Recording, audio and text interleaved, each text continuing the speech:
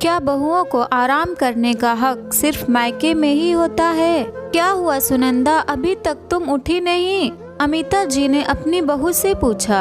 हाँ माँ जी, तबीयत खराब है, सिर भी दर्द दे रहा है, उठने की हिम्मत नहीं हो रही है। ये सारे बहाने अपने मायके में दिखाया करो, यहाँ यह सब नाटक करने की जरूरत नहीं। अपने मन से नहीं लगता तुम्हें?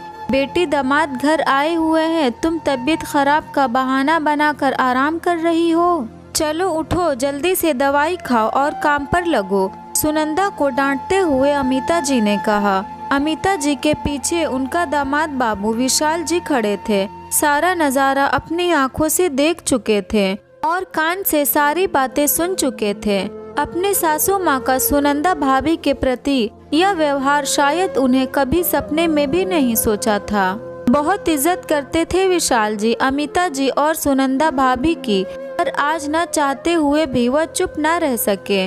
माँ जी, आप यह भूल रही हैं कि आपकी बेटी भी हमारे घर की बहू है। मेरे सामने आप भाभी जी के साथ इतनी कठोरता के साथ व्यवहार कर रही हैं। जरा अपनी बेटी लता से पूछिए, जरा सा छींक आने पर भी मेरी माँ कैसे उसको प्यार से पूछती है कि तुम्हारी तबीयत खराब तो नहीं? छोड़ दो काम, जाओ आराम करो। क्या बहुओं को आराम करने का हक सिर्फ मायके में ही होता है, ससुराल में नहीं?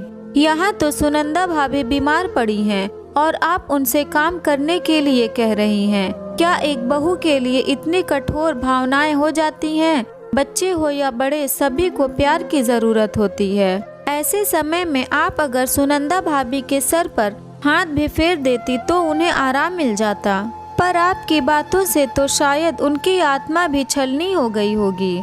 चलो लता, अभी के अभी। अब मैं इस घर में एक पल भी नहीं ठहर सकता। जहाँ लोगों के दिलों में इंसानियत और मानवता नहीं है, उस घर में मेरे लिए रुकना एक सजा के समान है। आज अपने ही दामाद के सामने असली चेहरा आ गया था अमिता जी का। ना तो उनसे कुछ कहते बन रहा था और ना ही कुछ सूझ रहा था। वहीं डाइनिंग टेबल पर सुनंदा के पति राज भी बैठे हुए थे। मन ही मन उन्हें भी आत्मग्लानि हो रही थी। आखिर उन्हीं के साथ तो गठबंधन हुआ था सुनंदा का। अग्नि को साक्षी मानकर सुख दुख में साथ निभाने का वादा किया था उन्होंने, पर आज तक उसके दुखों पर ध्यान ही कहाँ दिया।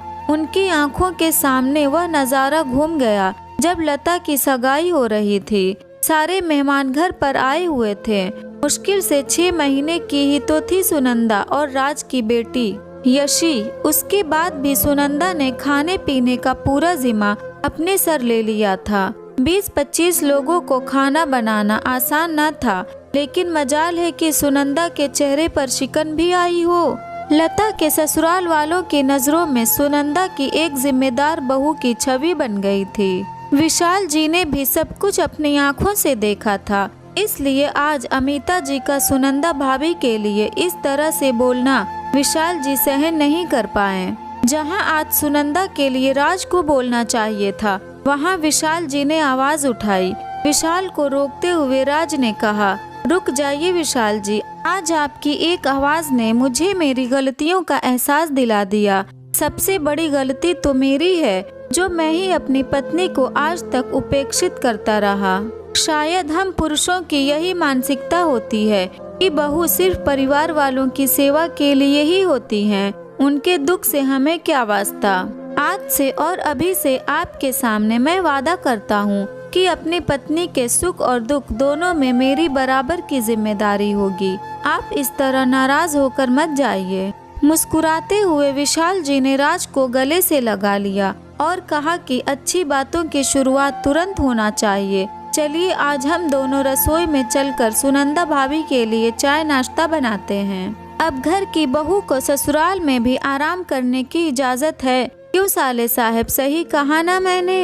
अमिता जी भी अपनी भूल सुधारने के लिए सुनंदा के सर पर प्यार से हाथ फेर रही थी और अब तक अपने किए हुए व्यवहार पर मन ही मन शर्मिंदा हो रही थी। अगर ये स्टोरी आपको अच्छी लगी तो इस वीडियो को लाइक करें और नए हैं तो हमारे चैनल को भी सब्सक्राइब करें।